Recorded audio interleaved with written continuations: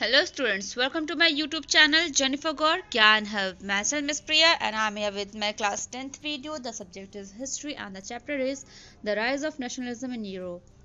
So in our previous video we have discussed about the liberal nationalism in Europe and what does the liberal nationalism stand for. So आज का जो हमारा topic है वो है a new conservatism after 1815. कुछ नया सा टॉपिक है. तो क्या है topic? A new conservatism. Conservatism क्या होते हैं? जो बहुत कंजर्व होते हैं, सोच को लेकर बहुत रिजर्व्ड होते हैं ना, जो अपनी पुरानी हरकतों को चेंज नहीं करना चाहते, आदतों को चेंज नहीं करना चाहते, उन्हें कहते हैं हम कंजर्वेटिज्म. बट यहाँ पे एक नया वर्ड ऐड हो गया, न्यू कंजर्वेटिज्म. एंड आफ्टर 1815 तो चलिए हम इसको डिटेल में थोड़ा सा डिस्कस कर लेते हैं. बट इससे पहले मैं आपको वापस एक बार पुरानी वीडियोस की तरफ ध्यान आपको ले जाना चाहूँगी, क्योंकि कहीं ना कहीं एक बार हमारा पिछला समझ लेना बहुत ज़रूरी है. तो जब हम बात करते हैं द मेकिंग ऑफ यूरोप की, तो मेकिंग ऑफ यूरोप में हमने सबसे पहला टॉपिक क्या पढ़ा था? The aristocracy and the new middle class. कि हमने देखा था कि जो एरिस्टोक्रेट्स थे वो क्या करते थे? सप्रेस करते थे, वो लोगों को परेशान करते थे. किनको करते थे? जो मिडिल क्लास के लोग थे. तो इन्हीं की जो किंगशिप, जो राजा तानाशाही जो लोग चलाते थे अपने राज्य की, तो इन्हीं को कहीं ना कहीं अपोज करने के लिए कौन आए? New middle class. क्या उन्होंने अपोज किया कि जो उनको जितने भी प्रिविलेजेस मिल रहे हैं उन सबको रोक दिया जाए. और उन्होंने किस तरीके को अपनाया? तो हमने जो मेकिंग ऑफ नेशनलिज्म का हमने जो थर्ड पार्ट देखा था वो क्या था? The liberal nationalism in Europe stands for. What does the liberal nationalism stand for? तो उस वीडियो में हमने ये जानने की कोशिश की थी उस टॉपिक के दौरान कि जो अपोज कर रहे थे, जो न्यू मिडिल क्लास जो अपोज कर रहे थे, वो किस तरीके से अपोज कर रहे थे. उन्होंने आइडियोलॉजी पे वर्क किया ना, उन्होंने लिबरल आइडियोलॉजी की बेसिस पे एरिस्टोक्रेट्स को अपोज करना स्टार्ट किया, जिसको हमने दो स्फीयर में पढ़ा था. पहला था पॉलिटिकल स्फीयर और दूसरा था इकोनॉमिक स्फीयर. तो इसी से रिलेटेड ये टॉपिक आया है, न्यू कंजर्वेटिज्म आफ्टर 1815. तो आफ्टर 1815 के बाद अगर हम करते हैं तो ये क्या था? जब नेपोलियन हार चुके थे, ठीक है ना, जब नेपोलियन क्या हो गए थे? डिफीट हो गए थे. उस टाइम के बाद एक नया एरा देखने को मिला है यूरोप में. अब आप ये कहेंगे कि हम तो बात भाई यूरोप की कर रहे हैं, तो नेपोलियन को बार बार क्यों याद कर रहे हैं? तो क्या हुआ था कि यूरोप में कि अगर हम बात करते हैं तो ऑल दो नेपोलियन जो थे वो फ्रेंच रेवोल्यूशन में थे, वो फ्रांस से रिलेटेड थे, पर फ्रांस से रिलेटेड जो अगल बगल के जितने एरिया थे उन्होंने सबसे ज़्यादा उपद्रव कहाँ मचाया था? यूरोप में मचाया था. उन्होंने जितने टेरिटरीज को कैप्चर किया था, इसलिए नेपोलियन बोनापार्ट की बात की जा रही है. जब ये डिफीट हुए, जब इन्हें हरा दिया गया, तो किन लोगों ने मिलकर हराया था? Britain, Russia, Prussia and Austria. ये चार पावर्स थे, यूरोपियन पावर्स थे, जिन्होंने नेपोलियन को हराया था. तो इसी की वजह से क्या हुआ? जब नेपोलियन हार गया तो एक नया एरा देखने को मिला यूरोप में. तो क्या क्या चेंजेस हुए, ये सब चीज़ें हम पढ़ेंगे one by one. So let's get start. Following the defeat of Napoleon in 1815, European governments were driven by a spirit of conservatism. Napoleon को 1815 में हराने के बाद जो यूरोपियन जो सरकार थी, जो यूरोप की सरकार थी, वो कहीं ना कहीं उनके अंदर एक इच्छा आ गई थी, एक क्षमता आ गई थी कंजर्वेटिज्म की. क्या था ये conservatism? Who are the conservatives? Conservatives believe that established traditional institution of state and society like the monarchy, the church, social heresy, property and the family should be preserved. तो अगर हम कंजर्वेटिव्स की बात करते हैं, उनका मतलब क्या था कि वो वापस से पहले हमने फ्रेंच रेवोल्यूशन में क्या देखा था कि पहले मोनार्कियल सिस्टम था, उसके बाद कॉन्स्टिट्यूशनल सिस्टम आया, फिर डिक्टेटरशिप आई और फिर अगेन मोनार्कियल सिस्टम आ गया था जब नेपोलियन हार गए थे. तो कहीं ना कहीं कंजर्वेटिज्म कहीं ना कहीं वापस से आया था. तो पहले जो कंजर्वेटिज्म जो देखा गया यूरोप में वो ये था कि कंजर्वेटिव्स का ये सोचना था, ये बिलीव था, ये विश्वास था उनको कि जितनी भी ट्रेडिशनल चीज़ें हैं, जो जनरेशन टू जनरेशन मतलब किंगशिप जो चला रहा है वो एज इट इज़ रहना चाहिए. जो चर्चेज है, जो मोनार्कियल सिस्टम है, उनकी जो प्रॉपर्टीज, उनकी फैमिलीज हैं, उन्हें हमें बचा के रखना है, उन्हें हमें डिस्ट्रॉय नहीं करना है. ठीक है ना, ये था कंजर्वेटिव्स की बिलीव. ये वो सोचते थे, ऐसा उनका विश्वास था. But most conservatives however didn't propose return to the society of pre revolutionary days. But कहीं ना कहीं क्या होता है कि जब हम एक नए बदलाव अपने अंदर देख लेते हैं तो उसके बाद हम पुराने बदलाव में नहीं जाना चाहते हैं. तो नया बदलाव क्या देखा था यूरोपियन से? ऑल्दो वो नेपोलियन के उन्होंने डेमोक्रेसी को ख़त्म तो कर दिया था, पर जो एडमिनिस्ट्रेटिव चेंजेस लाए थे उससे खासा इंस्पायर्ड थे. ठीक है ना. तो जो नए कंजर्वेटिव से जो मॉडर्नाइजेशन हमें देखने को मिला, तो उनके कंजर्वेटिव्स की ये सोच थी कि हमें फिर से अपने पुराने वाले रवैये में नहीं जाना है. अब हमें अपने दिन को क्या करना है? अपनी सोसाइटी को चेंज करना है. जो नए रेवोल्यूशन हमें फ्रेम करने हैं, हम उसके अकॉर्डिंग अब चलेंगे. It's not necessary to preserve our church, social heresy, and all the monarchical systems, monarchical preservative things. Okay, so rather they realized From the changes initiated by the Napoleon, that modernization could in fact strengthen traditional institutions like the monarchy. तो कहीं ना कहीं ये feel हुआ था कि Napoleon ने जो चेंजेस लेकर आए थे ना, जो एडमिनिस्ट्रेटिव जो मॉडर्नाइजेशन वो लेकर आए थे, नए नए तरह के चेंजेस लेकर आए, तो इससे उनका ये मानना था कि कहीं ना कहीं जो नेपोलियन था वो क्या कर रहा था, उसने एक इनिशिएटिव लेकर आया था, एक इनिशिएट कर रहा था मॉडर्नाइजेशन की तरफ। जो कंजर्वेटिव सोच थी उसको थोड़ा सा और भी ज़्यादा क्या कर रहा था, वो मॉडर्नाइज कर रहा था। और कहीं ना कहीं क्या था कि जो मोनार्किकल सिस्टम की जो स्ट्रेंथ थी उसको और ज़्यादा वो क्या कर रहा था, मजबूत कर रहा था। It could make state power more effective and strong. और कहीं ना कहीं कंजर्वेटिव्स को ये फील हो रहा था कि अगर हम नेपोलियन के एडमिनिस्ट्रेटिव चीज़ों को देखते हैं तो कहीं ना कहीं ये राज्य के पावर को क्या करेगा, और मजबूत बनाएगा और इफेक्टिव बनाएगा। A modern army, an efficient bureaucracy, a dynamic economy, the abolition of feudalism and serfdom could strengthen the autocratic monarchies of Europe. तो जो लोग, जो नए कंजर्वेटिव्स हमें देखने को मिले, जो नए मॉडर्नाइजर्स हमें देखने को मिले, उनका मानना था कि एक नई आर्मी, एक मॉडर्न आर्मी, एक एफिशिएंट ब्यूरोक्रेसी, जो बिजनेस करने के जो तरीके होते हैं वो, एक डायनेमिक इकोनॉमी जो अर्थव्यवस्था वो एक बहुत बेहतरीन होने वाली, फ्यूडलिज्म और सर्फडम जो स्लेव सिस्टम था उनको अबॉलिश करके कहीं ना कहीं उन्हें ऐसा लग रहा था जो ऑटोक्रेटिक मोनार्कियल है ना, उन्हें हम क्या कर सकेंगे, और भी ज़्यादा बेहतरीन बना सकेंगे मोनार्की सिस्टम को, और उसमें चार चांद लगा सकेंगे। ये न्यू कंजर्वेटिव्स की सोच थी मॉडर्नाइजेशन को लेके। सो इन 1815 representative of the European power, जो यूरोपियन पावर को रिप्रेजेंट करते वो कौन कौन थे, ब्रिटेन, रशिया, प्रूशिया, ऑस्ट्रिया। बच्चों आप यहाँ से मार्क करना स्टार्ट करिए, क्योंकि एक क्वेश्चन जो डायरेक्ट क्वेश्चन आपके क्वेश्चन में पुटअप करा जाता है क्वेश्चन पेपर में, वो होता है ट्रीटी ऑफ वेना, कि ट्रीटी ऑफ वेना थी क्या। तो यहाँ से आप कहीं ना कहीं आंसर्स अपने मार्क करना स्टार्ट करेंगे। तो इनको अगर आपने सही तरीके से समझा दिया तो आपके 5 नंबर कहीं नहीं गए हैं जब क्वेश्चन आएगा ट्रीटी ऑफ वेना है क्या, क्योंकि डायरेक्ट पूछा जाता है ना ट्रीटी ऑफ वेना क्या है। ओके, ट्रीटी का मतलब बेसिकली क्या होता है, संधि होता है। चलिए हम आपके लिए पढ़ देते हैं। इन 1815 representative of the European power, जो यूरोपियन पावर्स को रिप्रेजेंट कर रहे थे वो कौन कौन थे, Britain, Russia, Prussia and Austria, who had collectively defeated Napoleon. अभी मैंने आपको वीडियो के स्टार्टिंग में ये बताया था नेपोलियन को हराने में किनका हाथ था, इन यूरोपियन पावर्स का हाथ था, ठीक है ना। तो कहीं ना कहीं जब इन्होंने हराया था तो इनको इसके लिए प्लस पॉइंट भी मिला था, और इस प्लस पॉइंट के लिए उन्होंने क्या किया था, धीमे धीमे मैं एक एक चीज़ बताने वाली हूँ। They met at Vienna to draw up a settlement for Europe. जब उन्होंने मिल के नेपोलियन को हरा दिया तो इसके बाद उन्होंने वेना में क्या किया, एक सेटलमेंट के लिए मीटिंग की। मीटिंग का मतलब ये नहीं था कि जाके वहाँ पे अपनी चीज़ों को डिस्कस करना, नहीं, वहाँ पे उन्होंने जब मीटिंग को सेटअप किया तो वहाँ पे उन्होंने एक सेटलमेंट करना चाहा यूरोप के लिए। The Congress was hosted by the Austrian chancellor duke Metternich. तो मैट्रिक जो है, इस नाम को आप याद रखिएगा, इनका आगे चल के बहुत चीज़ें हमें जानने के लिए मिलेंगी। और ट्रीटी ऑफ वेना को वेना ऑफ कांग्रेस भी कहा जाता है, कांग्रेस का जो वहाँ पर नाम था वो क्या था, वेना ऑफ कांग्रेस भी कहा जाता है। और इस सेटलमेंट को, इस जो मीटिंग हुई थी इसको होस्ट किसने किया था, the Congress was hosted by the Austrian chancellor Duke Metternich, ठीक है ना। तो इन्हें आप याद रखिएगा, इनका बहुत इंपॉर्टेंट रोल होने वाला है। तो फिर आगे क्या होता है, the delegates drew up the Treaty of Vienna of 1855 with the object of undoing most of the changes that had come about in Europe during the Napoleonic War. तो जो ट्रिटी ऑफ वेना जिसकी हम बात करते हैं उसके जो delegates थे उन्होंने ट्रिटी ऑफ वेना 1855 बेसिकली से कहा जाता है, जो संधि हुई थी। संधि में क्या होता है, जब हम अलग अलग रीजन के लोग आपस में मिलते हैं और एक नए नतीजे पे पहुंचते हैं। तो इनकी जो मेन ऑब्जेक्टिव था वो ये था कि changes that had came about in Europe during the Napoleon war, कि नेपोलियन से युद्ध करते टाइम जो जो चेंजेस आए थे उनके बारे में वार्तालाप करना, उसे और डिटेल में जानना। The Bourbon dynasty which had been deposed during the French Revolution was restored to power and France lost the territories it had annexed under Napoleon.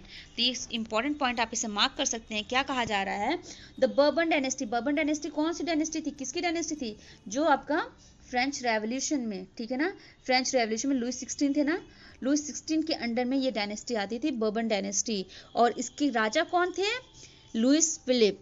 Louis Philip का आगे बहुत बड़ा योगदान रहा है यूरोप में, और इसको हम आगे जान के समझेंगे, आगे जब हम अपने और टॉपिक्स को जब कवर अप करेंगे। तो इसलिए अभी आपको ज़्यादा कंफ्यूज नहीं कर रही हूँ, बस इतना बता दे रही हूँ कि बर्बन डायनेस्टी किस में आती थी, फ्रेंच रेवोल्यूशन में आती थी, फ्रांस में आती थी लुइस 16 के अंडर में। और बर्बन डायनेस्टी के जो राजा थे वो कौन थे, लुइस फिलिप थे। ओके, तो Bourbon dynasty which had been deposed during the French revolution was restored to power. तो बर्बन डायनेस्टी जिसका कहीं ना कहीं एक मान के चलिए जिसे खत्म ही करने के कगार पे लेते आए थे, जब नेपोलियन हारा तो उसके बाद क्या हुआ, जो फ्रेंच रेवोल्यूशन जिसको एकदम कहीं ना कहीं पीछे कर दिया गया था, मोनार्की सिस्टम से हटा दिया गया था, उसको वापस पावर में लाया गया, ठीक है ना। And France lost the territories it had annexed under the Napoleon. तो नेपोलियन ने तो सिर्फ फ्रांस रेवोल्यूशन संग संग उसके अलग के जितने भी एरियाज थे, जितने भी एरिया को उसने कैप्चर किया था, वो सारी टेरिटरीज क्या हो गई, डे वन बाय वन करते करते छूटती चली गई जब नेपोलियन हार गया। A series of states was set up on the boundaries of France to prevent French expansion in future. Okay, तो ये जो हमने बात की थी ब्रिटेन, रशिया, प्रूशिया और ऑस्ट्रिया की, इन्होंने बहुत मशक्कत किया था ना फ्रांस को क्या करने के लिए, आइसोलेट करने के लिए। तो जब नेपोलियन हार गया तो उन्होंने क्या किया, जब नेपोलियन वॉर हार गया तो उसके बाद उन्होंने क्या किया कि उन्होंने ये जैसे आपका फ्रांस है, ठीक है ना, तो नेपोलियन क्या किया था, इसके अगल बगल के जो राज्य थे उन पे वॉर किया था, इनकी टेरिटरीज को हासिल कर लिया था। तो फिर उन लोग के दिमाग में आया कि अगर नेपोलियन ने दोबारा या फिर अगर फ्रेंच रेवोल्यूशन दोबारा आगे उनकी आर्मी अगर बढ़ती है तो क्या करेगी, वो सबसे पहले इन्हीं के ऊपर तो धावा बोलेगी। तो अपने आप को आक्रमण से बचाने के लिए उन्होंने क्या कर दिया, छोटे छोटे स्टेट्स यहाँ पे बना दिए इनके अगल बगल।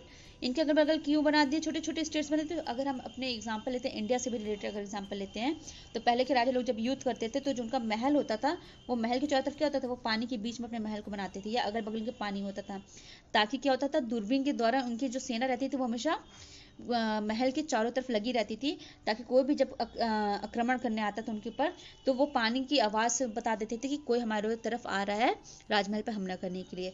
या फिर अगर हम पॉलिटिकल बेसिस पे देखते तो देखते कि चाइना है, चाइना और इंडिया के बीच में कौन आ रहा है, नेपाल आ रहा है। तो कहीं ना कहीं नेपाल क्या करता है, हमें एक आइडिया दे देता, क्योंकि चाइना डायरेक्ट हमारे ऊपर हमला नहीं करेगा, पहले वो नेपाल से भिड़ेगा तब तो वो हमारी तरफ आएगा ना। तो कहीं ना कहीं जब वो नेपाल की तरफ आएगा तो हमें एक आइडिया हो जाता है कि दुश्मन हमारे पास है and we have to fight. ठीक इसी तरह उन्होंने क्या कर दिया कि उन्होंने अपने और फ्रांस के बीच में छोटे छोटे स्टेट्स को फॉर्म कर दिया, ताकि अगर फ्रांस फ्यूचर में आगे बढ़ना चाहे तो वो बढ़ ना पाए, और अगर वो कभी वॉर के मूड में आए तो पहले वो छोटे छोटे स्टेट्स पे धावा बोलेंगे, इसके बाद वो उनके ऑस्ट्रिया प्रूशिया तक पहुंचेंगे। तो ये उनका रीजन था, कई तरह के स्टेट्स उन्होंने उनके अगल बगल में बढ़ा दिया था, ताकि उनकी बाउंड्रीज को उन्होंने एक लिमिट कर दिया था। Thus the kingdom of the Netherland which include Belgium was set up in the north. तो बता दिया गया कि नॉर्थ मतलब फ्रांस के नॉर्थ एरिया में बेल्जियम को शिफ्ट कर दिया गया, and Genoa was added to the predominate in the south. और फ्रांस के साउथ में किसको, जिनोवा को सेट कर दिया गया। Prussia was given important new territories on its western frontiers, while Austria was given control of the northern Italy. Western area में Prussia को और नॉर्दर्न एरिया में जो इटली का जो नॉर्दर्न एरिया था वो ऑस्ट्रिया को सौंप दिया गया कंट्रोल करने के लिए। But the German confederation of 39 states that had been set up by Napoleon was left untouched. पर क्या कहा जा रहा है, जो जर्मन कन्फेडरेशन में जो 39 स्टेट्स थे जिन्हें नेपोलियन का था, उसे क्या कर दिया गया, उसे एज इट इज छोड़ दिया गया, उसे टच नहीं किया गया। In the east Russia was given a part of Poland while Prussia was given a part of portion of Saxony. तो ये पॉइंट आप यहाँ पे मार्क कर सकते हैं कि प्रूशिया को कौन सा पार्ट मिला था, वेस्टर्न फ्रंटियर मिला था, ऑस्ट्रिया को नॉर्दर्न इटली का एरिया मिला था, ओके, रशिया को पोलैंड का, वाइल प्रूशिया को कौन सा एरिया मिला था, पोर्शन ऑफ सैक्सोनी का। The main intention was to restore the monarchy that had been overthrown by Napoleon and create a new conservative order in Europe. तो इन सब एरियाज को जो डिवाइड किया गया था, क्योंकि कहीं ना कहीं सबको ये लगा कि जो पावरफुल यूरोपियन पावर्स जिनको कहा गया, ब्रिटेन, रशिया, प्रूशिया, ऑस्ट्रिया को, तो सबको अब ये फील हुआ कि जब ये नेपोलियन को हरा सकते हैं तो ये अपने अपने राज्य को इस एरिया को जो उन्हें दिया गया था उसको बहुत अच्छे से कंट्रोल करेंगे और फिर कभी कोई दोबारा उनके ऊपर उनकी टेरिटरी को कैप्चर नहीं कर पाएगा। तो ये रीज़न था उनको देने के लिए। अच्छा, इसके पीछे देने का मेन इंटेंशन क्या था? मेन इंटेंशन ये था कि रिस्टोर द मोनार्कीज, जो मोनार्कियल सिस्टम जो उनका चला था, जो राजाशाही जो प्रोसेस जो उनका चला था, उसको रिस्टोर करना, जो नेपोलियन ने कहीं ना कहीं उनसे छीन लिया था, और उसके बाद एक नई कंजर्वेटिव ऑर्डर लाना। पहले कंजर्वेटिव क्या थी कि ट्रेडिशनल चीज़ों को बचाना, ये था उनका कंजर्वेटिव सोच। बट जब वो मॉडर्नाइजेशन में आए तो मॉडर्नाइजेशन में क्या था, एक मॉडर्न आर्मी, फ्यूडलिज्म सिस्टम का क्या होना, अबॉलिशन करना, सर्वडन सिस्टम को अबॉलिश करना, ताकि उनके जो ऑटोक्रेटिक मोनार्की यूरोप का है वो क्या हो सके और स्ट्रेंथन हो सके। मतलब वो अपने मोनार्की सिस्टम को इन सब चीज़ों के द्वारा और भी ज़्यादा स्ट्रॉन्ग करना चाहता है, क्योंकि नेपोलियन के पास आर्मी फोर्स बहुत ज़्यादा थी, जिसकी वजह से उन्होंने अदर टेरिटरी को कैप्चर कर लिया था। इसलिए उन्होंने न्यू कंजर्वेटिव या नए मॉडर्नाइजेशन उन्होंने क्या बोला था कि उन्हें अपनी एक मॉडर्न आर्मी चाहिए। This is the reason why treaty of Vienna was happened. Treaty of Vienna 1815 में क्या हुआ था, ये रीजन थी, ये सारी चीजें थी जिसके दौरान हुआ कि जिसमें क्या थी, पहले बैठक की गई, मीटिंग की गई, मीटिंग करने के बाद बताया गया कि किस किस वजह से हुआ था। फिर फ्रेंच रेवोल्यूशन में जो बार्बन डायनेस्टी की हम बात करते हैं, बार्बन डायनेस्टी में क्या हुआ, उन्हें दोबारा रिस्टोर किया गया, उसे एक बार फिर से उस एम्पायर को खड़ा किया गया ताकि उनसे हम हेल्प ले सके। फिर एरिया को डिवाइड कर दिया गया कि ठीक है अब तो हमने किसी की हेल्प भी ले ली है और क्या कहते हैं कि हमने सब चीज़ एक एक प्लान कर ली। अब आता है एरिया डिवीजन पे, एक एक एरिया चारों तरफ से उन्होंने फ्रांस को क्या कर लिया था, ईस्ट वेस्ट नॉर्थ साउथ चारों तरफ से उन्होंने क्या कर लिया, फ्रांस को कैप्चर कर लिया। अब वो आगे ना बढ़ पाए, वो इंस्पायर्ड जरूर थे पर फिर भी उन्होंने फ्रांस को क्या कर दिया, कैप्चर कर लिया, ताकि वो चारों तरफ से उसे बांध रखा था, कंट्रोल कर रखा था, लिमिट कर रखा था कि वो आगे ना बढ़े। और जो यूरोप की जो सोच थी, न्यू कंजर्वेटिव चीज़ें, जो मॉडर्नाइजेशन लाना कंजर्वेटिज्म में, वो उस पर वो निकल पड़ा। सो कंजर्वेटिव रिजाइम सेटअप इन 1815 वर ऑटोक्रेटिक। ये जो कह रहा है ना कंजर्वेटिव रिजाइम सेटअप इन 1815 वर ऑटोक्रेटिक, तो रिजाइम जो था वो ऑटोक्रेटिक वर्ड क्यों यूज किया जा रहा है, क्यों, क्योंकि फिर से वही दौर आने वाला था। जैसे वो लोगों को डिप्रेस करते थे, लोगों को ऑब्सेस करते थे, लोगों को रोकथाम लगाते थे, अपनी राजाशाही चीज़ें दिखाते थे, अपने आगे किसी को कुछ नहीं समझते थे। मेन कंजर्वेटिव रिजाइम जो 1815 का था वो क्या था, ऑटोक्रेटिक वेज था। मतलब यहाँ पे अब नॉर्मल सिटीजन की बात नहीं की जाती, तो मतलब वहाँ पे ऑटोक्रेसी, मतलब ऑटोक्रेसी एक बार दोबारा यहाँ पे हमें देखने को मिली। They didn't tolerate criticism and dissent. वो क्रिटिसिज्म पे डिपेंड नहीं रहते थे, वो उस चीज़ को टॉलरेट नहीं करते कि कोई उन्हें क्रिटिसाइज करे। And sought to curb activities that question the legitimacy of autocratic government. और वो उन चीज़ों को जड़ से निकाल फेंकते थे, कर्ब आउट कर देते थे जो उनकी लेजिटिमेसी पे, जो उनके वार्षिक पे या जीन्स पे या जेनेटिकली उन्हें कोई क्वेश्चन पुटअप करता था। Most of them impose censorship. और बहुत से राजाशाही लोग ऐसे थे जिन्होंने क्या कर दिया था, सेंसरशिप, मतलब उनकी परमिशन के बिना प्रिंटिंग भी नहीं चल सकती थी ना, उन्होंने प्रिंटिंग पे भी क्या कर दिया था, सेंसरशिप, रोक लगा दी थी कि सिर्फ वही था, वही बता सकते थे कि कौन सी चीज़ हमें प्रिंट करनी है और कौन सी चीज़ें नहीं प्रिंट करनी है, कि न्यूज़पेपर में लिखना क्या है, बुक और प्लेस में हमें क्या क्या बतानी है। तो कहीं ना कहीं कि what was said in newspaper, books, place and songs and reflected the ideas for liberty and freedom. तो इनके इस हरकत से क्या हुआ, जो भी चीज़ें जो शो की जाती थी वो क्या शो करती थी, लिबर्टी, फ्रीडम, इस तरह की चीज़ें उनकी सॉन्ग्स, प्लेस और न्यूज़पेपर में क्या होता था, बताया जाता था। ओके और वो सब चीज़ें क्या होती थी जो कहीं ना कहीं एसोसिएट थी, किससे थी एसोसिएटेड थी, वो फ्रेंच रेवोल्यूशन से थी। क्योंकि कहीं ना कहीं एक होते ना, हम रेवोल्यूशन की बात करते हैं, और तो उन्होंने लिमिट तो कर दिया था फ्रांस को, बट कहीं ना कहीं वो जो इंस्पिरेशन आया था उनको, वो फ्रांस से ही आया था।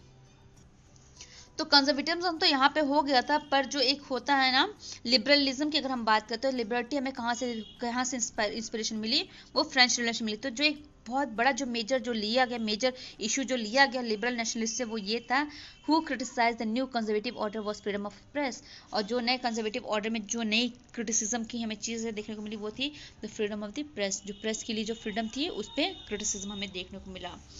तो इसी से रिलेटेड अभी हमने पढ़ा था, फ्रेंच रेवोल्यूशन की हमने बात की है, तो इससे रिलेटेड एक टॉपिक और है द रेवोल्यूशनरीज, जिसमें हम पढ़ेंगे रेवोल्यूशन आया कैसे, ठीक है ना। तो एक बार फिर से रिपीट कर लेते हैं। द मेकिंग ऑफ यूरोप की अगर हम बात करते हैं तो हमने पहले देखा कि ऑटोक्रेटिक्स और न्यू मिडिल क्लास में कैसे अप्रेज हुआ, न्यू मिडिल क्लास कैसे इंडस्ट्रियलाइजेशन की प्रोसेस के थ्रू आगे बढ़ा, और उन्होंने अपोज किया ऑटोक्रेटिक्स का किस तरीके से किया, by the method of liberalism. जाहिर सी बात है यहाँ पे न्यू मिडिल क्लास जो फ्रेम होता है, उन्होंने लिबरल मेथड को यूज़ किया, इसकी आइडियोलॉजी पे खड़े होकर अपनी मांगों को सामने रखना स्टार्ट किया। फिर हमने पढ़ा है कंजर्वेटिज्म कि यहाँ पर ऑटोक्रेटिक मोनार्कियल सिस्टम की बात की जाती है कि जो मोनार्कियल सिस्टम दोबारा से है, बट किससे है, न्यू कंजर्वेटिव्स के तहत एक नया मोनार्कियल सिस्टम उन्हें देखने को मिले जो ऑटोक्रेटिक बेस्ड हो, ठीक है ना। अब यहाँ पे फिर से हम पढ़ेंगे द रेवोल्यूशनरीज। आई होप आपको ये टॉपिक क्लियर हो गया होगा कि अ न्यू कंजर्वेटिज्म आफ्टर 1815 था क्या, नई कंजर्वेटिज्म क्या था नेपोलियन की डिफीट के बाद। 1815 मतलब नेपोलियन को जब चार लोगों ने मिलकर हराया था, वो कौन कौन थे, Britain, Russia, Prussia and Austria. ये यूरोपियन पावर्स थे जिन्होंने 1815 में नेपोलियन बोनापार्ट को हरा दिया था। इससे एक डायरेक्ट क्वेश्चन जो बनता है वो आपका ट्रीटी ऑफ वेना बनता है। ट्रीटी ऑफ वेना 1815 क्या था, तो उसके दौरान आप इन सारे पॉइंट्स को वन बाय वन आप शॉर्ट आउट कर सकते हैं। Okay, that's all for today's topic and I hope आपको क्लियर होगा। Still if you guys are having any problem please make sure to comment me in the comment box. Till then take care, be safe, thank you for watching my video.